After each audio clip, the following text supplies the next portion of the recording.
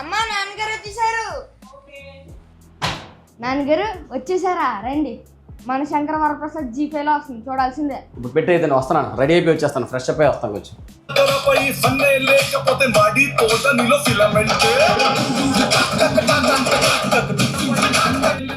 కట్టారా, కాసేపు రెస్ట్ తీసుకుని మళ్ళీ తర్వాత చూద్దాం.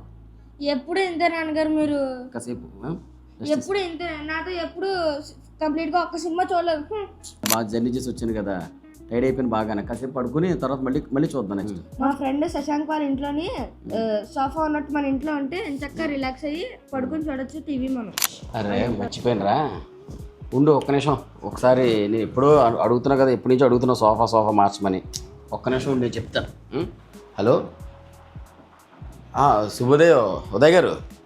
సార్ నేను వాసుని. సార్ అదే మీకు చెప్పాను కదా, మొన్న ఎప్పటి నుంచో అనుకుంటున్నాను కదా, మర్చిపోయాను నేను. యాక్చువల్గానే మా ఊరికి సర్ప్రైజ్ ఇద్దామని అనుకున్నాను, కానీ నేను ఈ బిజీలో పడిపోయి మర్చిపోయాను.